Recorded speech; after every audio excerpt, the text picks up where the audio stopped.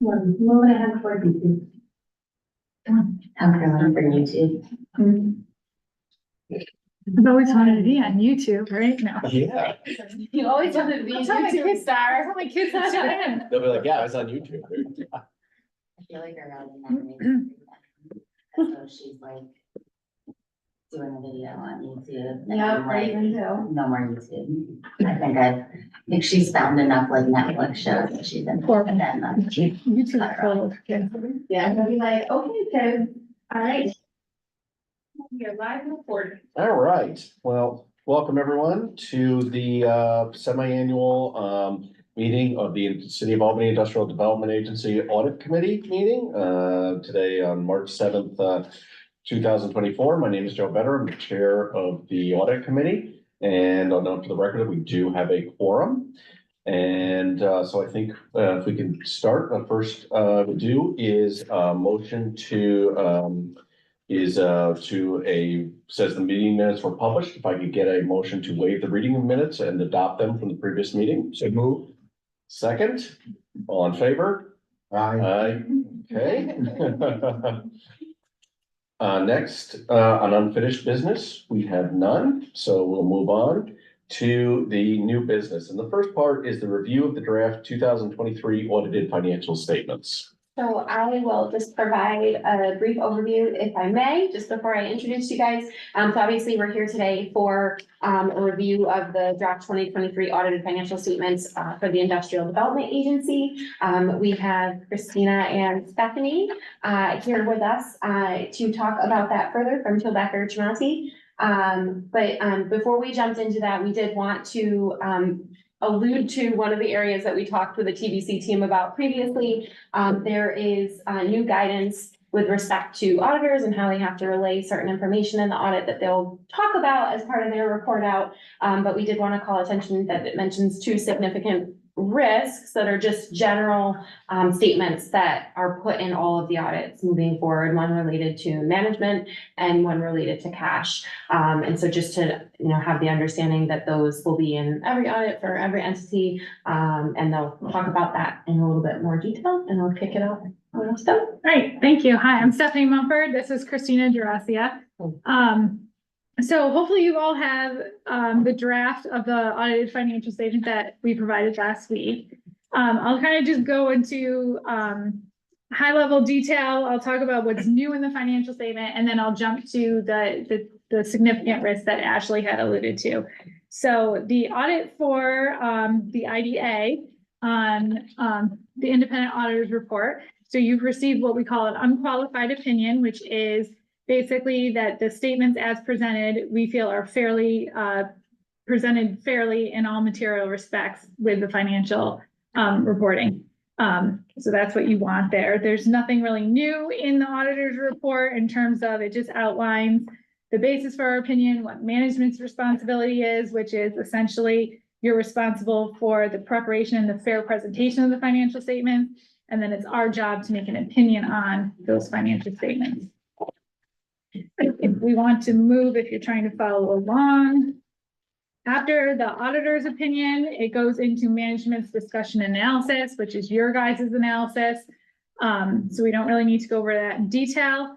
The one thing I'll just mention is, and we'll talk about this a little bit, is there was a new lease that the IDA entered into during the year, and that was not included in the MD&A. So that might, before we finalize this, we have, if you would like to maybe write something about that new lease that was entered into, perhaps we would want to include that. It's management's decision. Just wanted to kind of point that out. That was something new that's on the financial statement, but it wasn't in the MD&A. So if we move on to page 8, the statement of net position, essentially the balance sheet as of December 31st of 2023 compared to 2022. You can see the financial results here. Your current assets, mostly cash, were down from last year. Most of that having to do with the fact that your current year expenses exceeded your revenues. Therefore, you had to use, draw into the cash that you had in order to pay your expenses. The one thing to highlight on this statement of net position, which is new, if you see about halfway down the page, it's in two places. There's a a line that says intangible lease asset, net, and then there's a corresponding lease liability long-term. They're both roughly in the $1.3 million range. So as I said before, the IDA entered into a new lease in the current year, and I think it was 2 years ago, or I can't totally remember. There's a new accounting pronouncement that affects how you have to record a lease. So before if you entered into a lease, you would simply just expense the payments as they were incurred, and you wouldn't see anything on your balance sheet related to your lease. So now under this new guidance with GASB with the leases, you have to record the lease. So you see a corresponding asset and a corresponding liability on the books. And essentially what that is it's like net present valuing, like all the payments you're going to make on the lease using an implicit interest rate.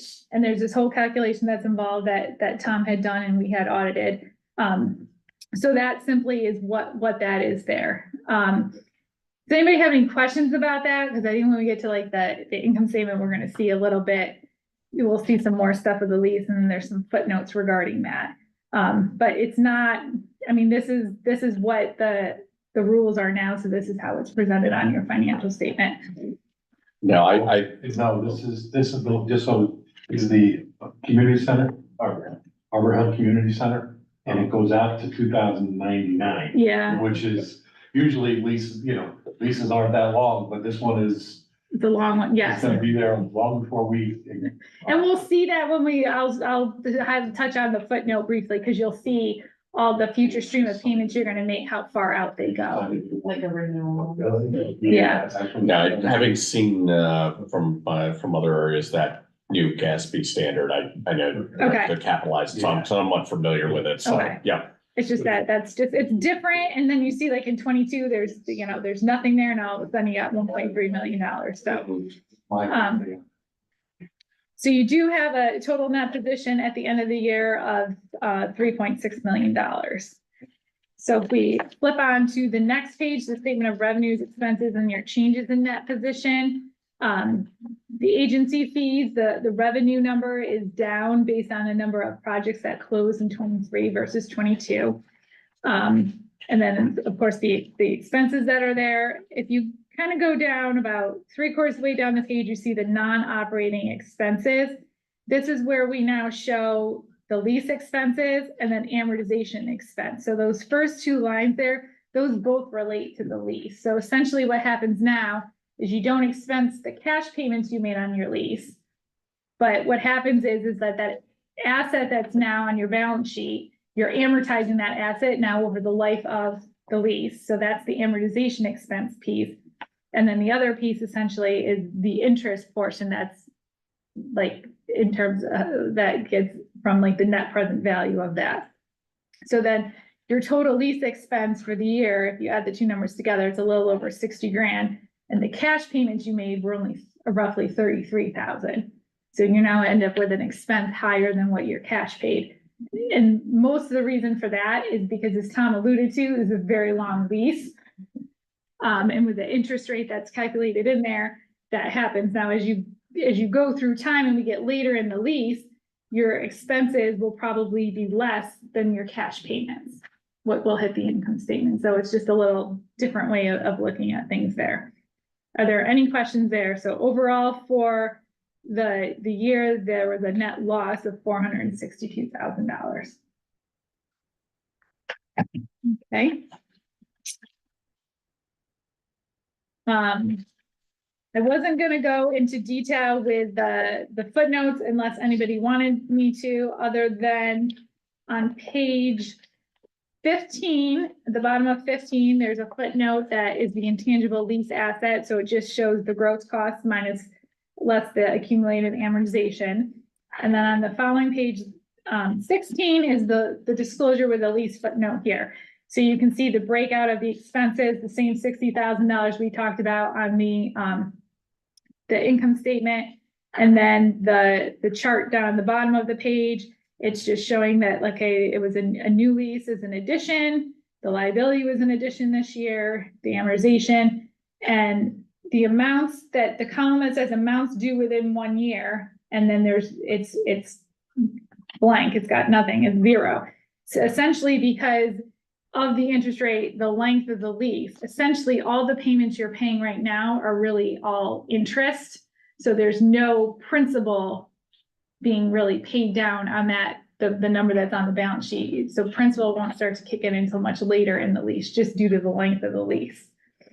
If that makes sense. And if you turn to the next page, you can see the stream of payments. So you can see it here where there's a column for principal and interest and the total payments, that's the cash that's going to be paid. So you can see like in those, way into those, I think it's like what, 2078 is where we kind of end, where it's all just being applied to interest and then it starts flipping to principal at that point. So that's just the futures thing. Other than that, there's nothing else that's new that I feel like we need to point out to the audit committee. The report at the end is just the report on internal control over your financial reporting. And this report is also another, what we call a clean opinion. There's no significant deficiencies or material weaknesses or anything that we needed to report in this report. Does anybody have any questions on the financial statements? All right, and then I wanted to touch on what Ashley alluded to. There's also a letter that we have to issue. It's our required auditor communication. Most of the letter is very similar to last year, other than the one section that Ashley had pointed out on the second page under the significant risks identified. So there was some new auditing standards that are now in effect for the first time for year ends December 31st of 2023. And essentially what the audit standard has done is it's slightly changed the definition of what auditors have to consider a significant risk. So with this change in their definition of a significant risk, the risk of management override of controls is a risk that every entity, no matter how many controls they have in place, there's always a risk that management could override whatever controls are in place. And essentially, this is something that will be deemed a significant risk in every audit, regardless of the entity, the size, the structure, and so forth, because no organization can essentially overcome the risk that someone could override a control. So that paragraph is something that you have in all your letters? Yes, correct. So essentially, I know it's using scary words and it's talking about, manipulation, fraudulent misrepresentation. It is not, the fact that it's in here does not mean that we think these things are happening. We're just saying somebody could override controls and that's what could happen. So, and this management override of controls, it's not a new concept in the audit. It's just a new definition that made us have to now put it in the letter to report it as a significant risk. As auditors, we've always addressed the risk of management override of controls. We design procedures and testing, inquiries and things in our audit to assure ourselves that there isn't anything that comes to our attention that makes us think that this has. Sorry, just Yeah. to make it clear to the board members, if you go to page 2 of the independent auditor's report, just ahead of that. Yep. You'll see that they did identify any internal weaknesses, That we did not, correct. Yes. So.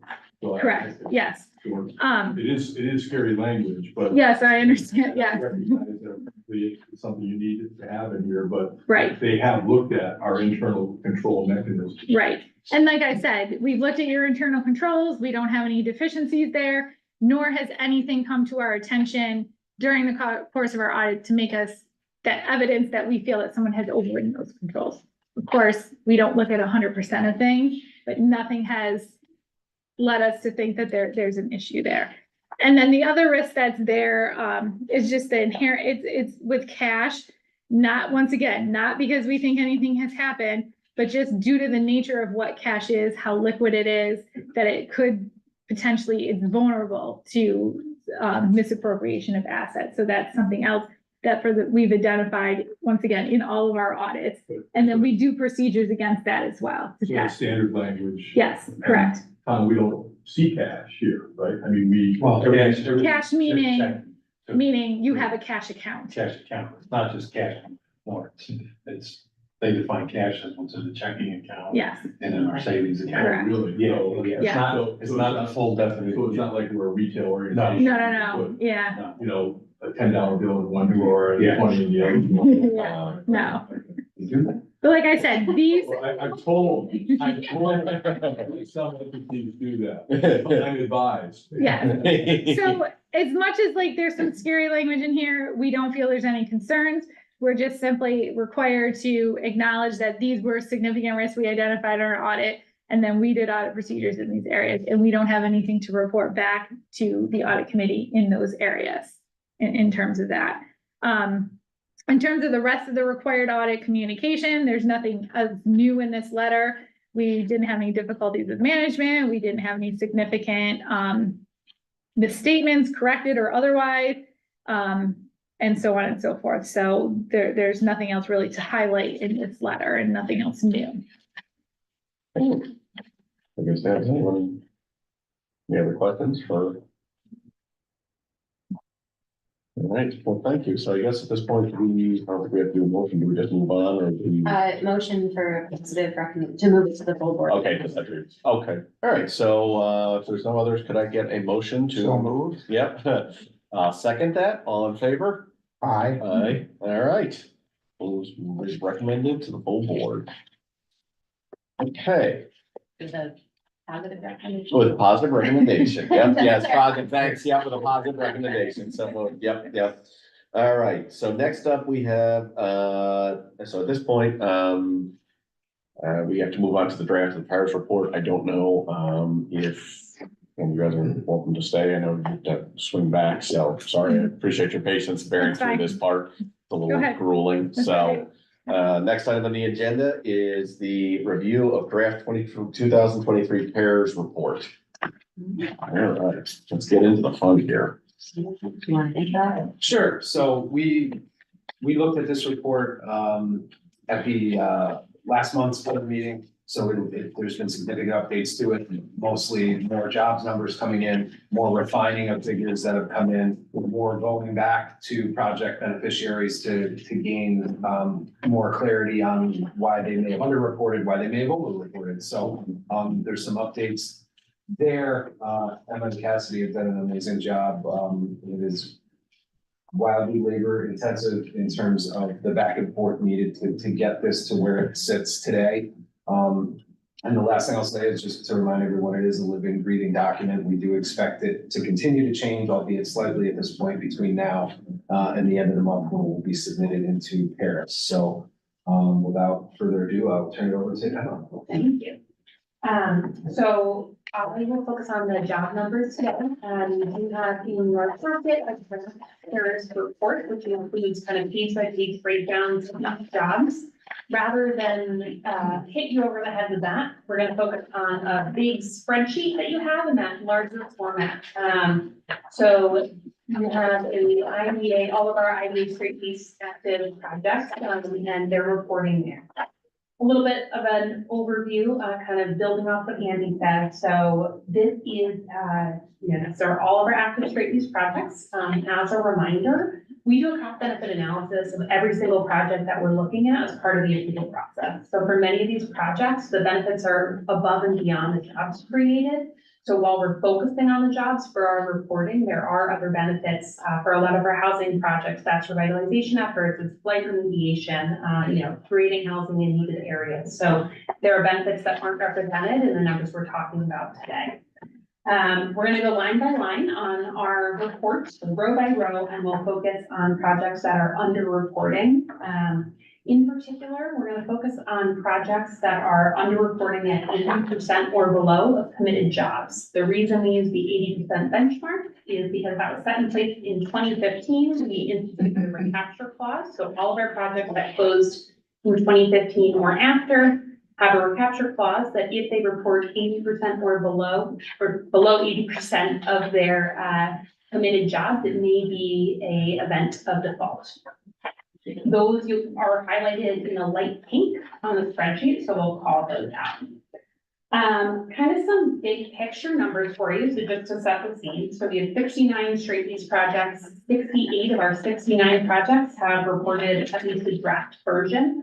So as Andy said, living, breathing document. This is in pretty final shape, but it's not final until we hit submit at the end of the month. We are working to try to get reporting for our last project, and we'll continue to, refine the numbers as we go.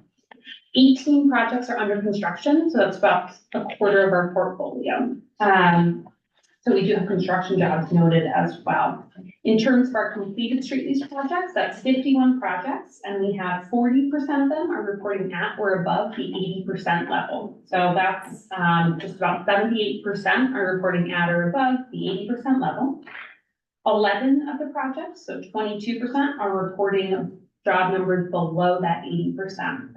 Of those 11 projects, only 4 of them have a recapture provision in place, and I'll note those as we go.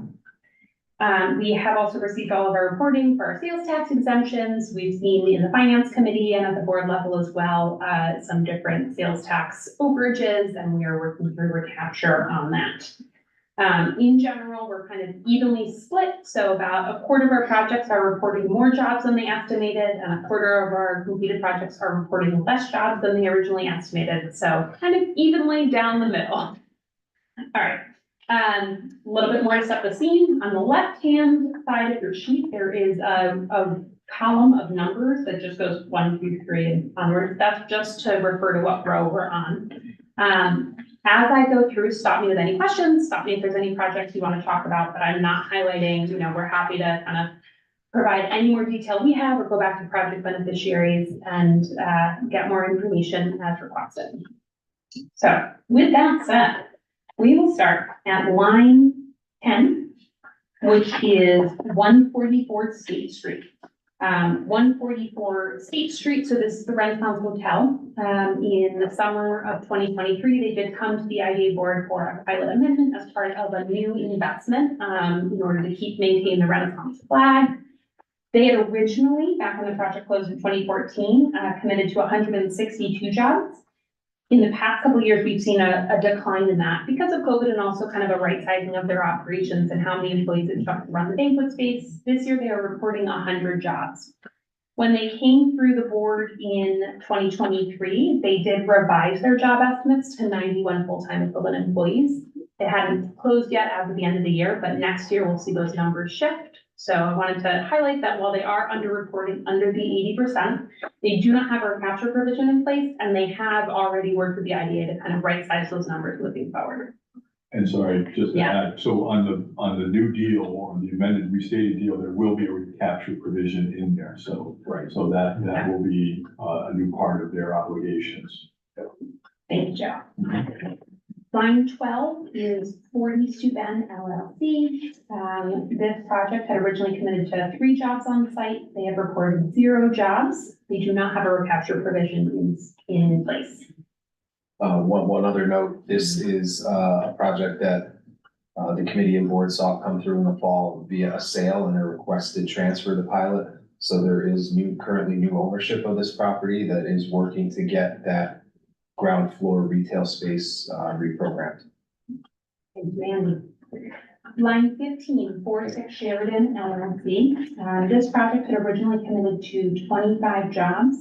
This year they are reporting 15 jobs, so that's 60%. The commercial project in place is Amacosina, which should reopen after about 32 months of closing during COVID. So this is a market increase from prior years. We do expect a little bit of a right sizing as well of the number of full-time equivalent staff that are needed for the project. But this is, a real increase from the past years, a real recovery for downtown. This project does not have a recapture provision in place. All right. Line 18, I'm gonna call out because it's a huge increase in jobs, and I like to call those out as well. So this is 391 Myrtle Ave Medical Office Building. They had originally committed to 20 jobs on site. They're reporting 250 jobs on site. This is a number of both Albany and the community care physicians' offices that are on site. So they are reporting at about 1,200% of their original commitment. All right. We are going down to line 25. This is Fuller Road Management Corporation, 575 Broadway. This project had come through in 2014. It originally committed to 250 jobs. They are reporting 13 jobs for 2023, so at 5%. They do not have a recapture provision in place. The number of full-time equivalents reported really reflects the relocation of a major tenant in preparation for an anticipation of a sale of the facility, which did go through at the end of last year. Anything bad there, Andy? No, we would expect to see at some point during the first half of this year, and a potential new, ownership team come through for, the redevelopment of that property there at, Kieran Plaza, so stay tuned. Line 30, Sheridan Howell Enterprises. This project had originally committed to 16 jobs. They are reporting 12 jobs. They're at 75%. They do not have a recapture provision in place. They do have some vacant commercial space that was vacant at the end of the year, and they are advertising and aiming to fill it with another retail tenant. Line 31, Sheridan Hollow Village LLC. They had originally committed to 2 jobs. They are reporting 1 job, so they are at 50% of their original commitment. They do not have a recapture provision in place.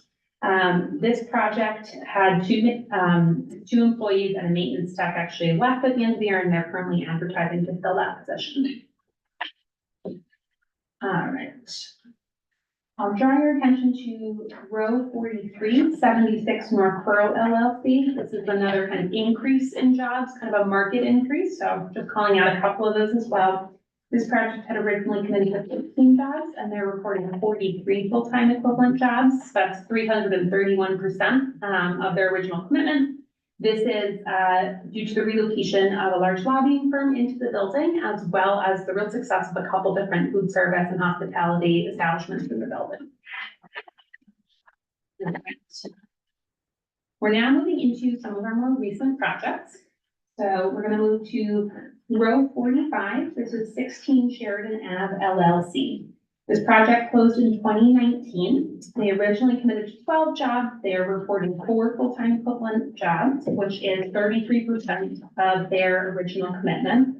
They do have a recapture provision in place. I do want to note that this project came through the IDA for sales tax and mortgage recording tax exemptions only. There is not a pilot in place on this project. The reduction in job seems to be of the retail space. The Yard Hatchet House, they continue to operate with a reduced support staff, and the owner putting in a lot of hours as well.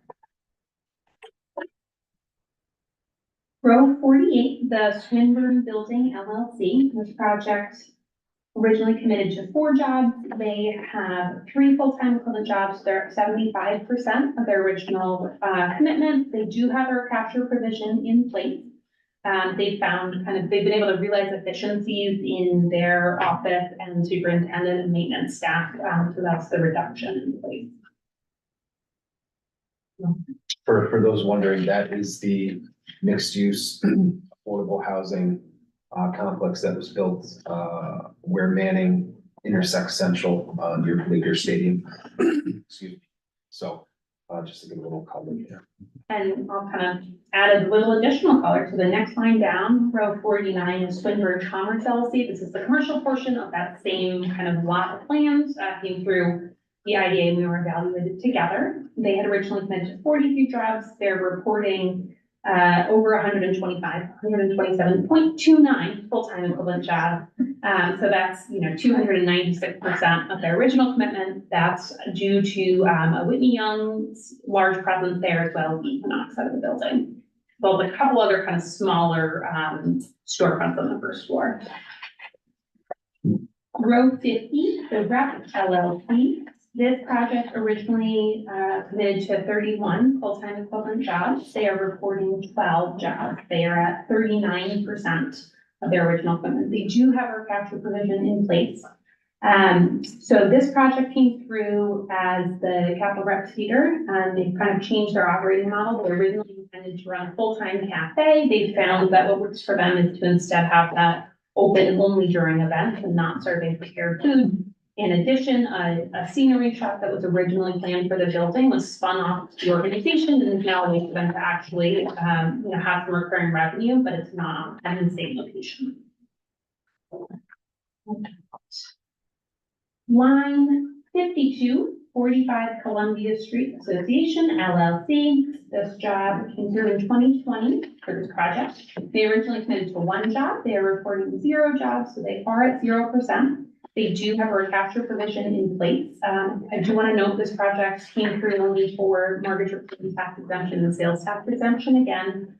This is a garage downtown and they ended up automating the job, or automating the garage. They do not need the parking that they had originally kind of budgeted for. So those are all the projects that are completed and currently under reporting. You'll see some percentages later down in the spreadsheet where, you know, it looks like they're under reporting, they're still in construction. We don't expect projects that are in construction to have realized their full jobs yet, given that you'll see a lot more construction jobs. So, you know, those, we don't highlight those in the same way, but I'm happy to answer any questions. All right, seeing none, we'll quickly move to the IDA bonds. A little less exciting in some ways. There's fewer of them, so that is exciting.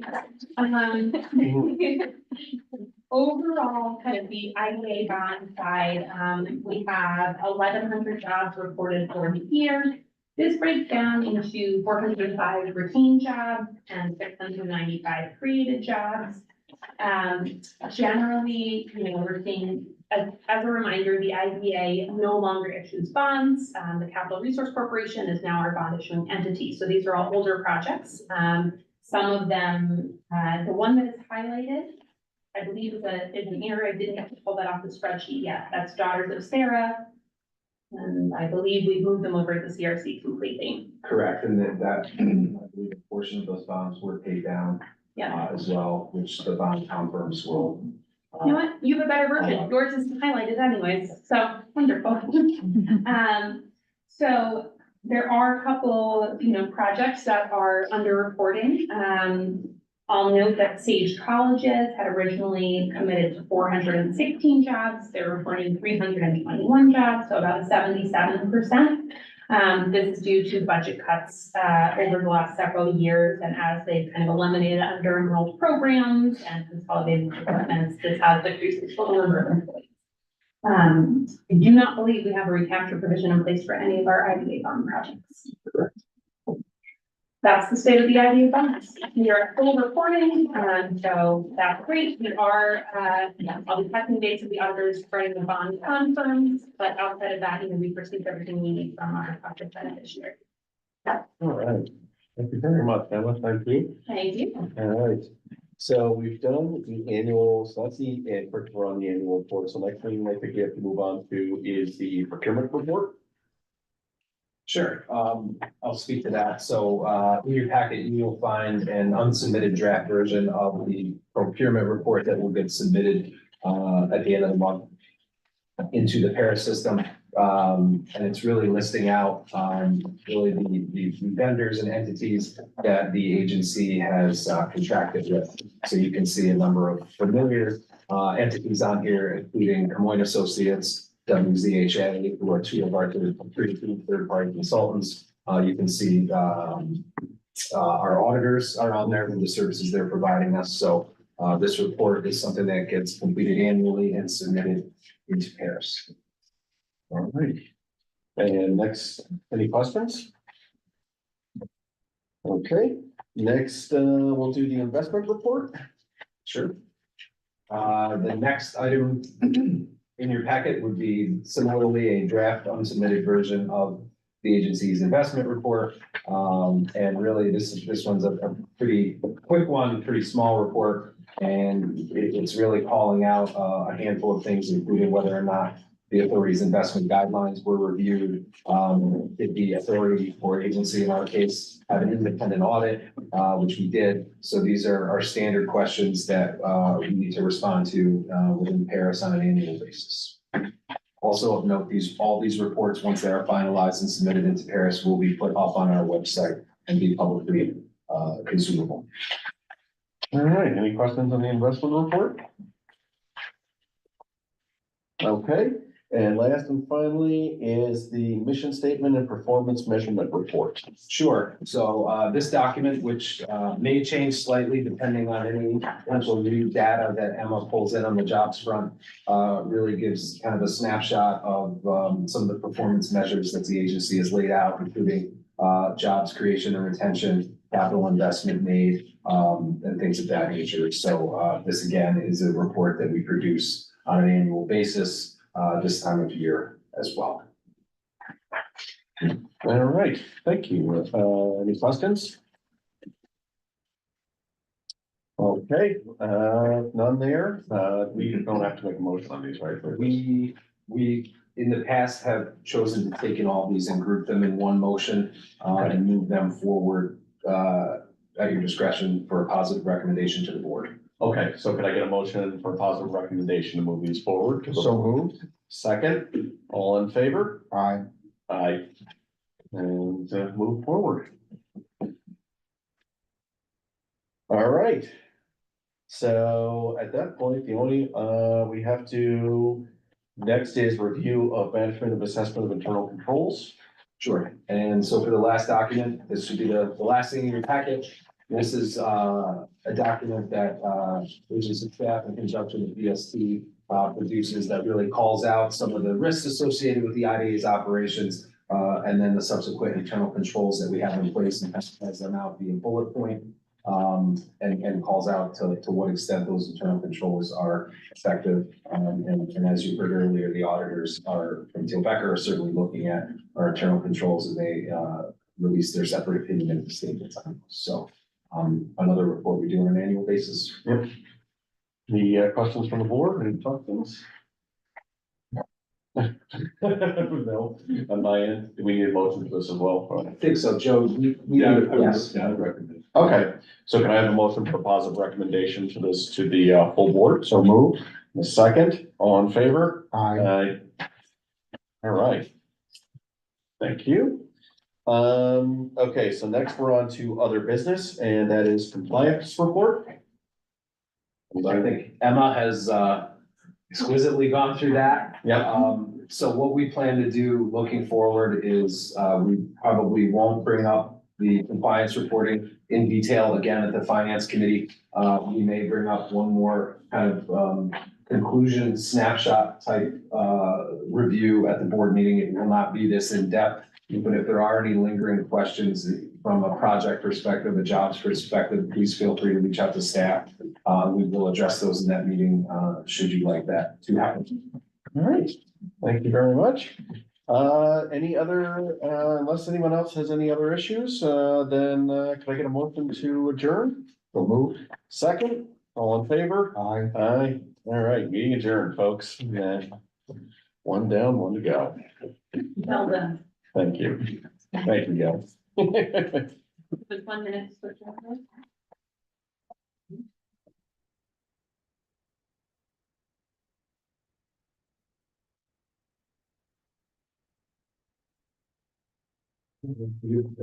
Oh, yeah.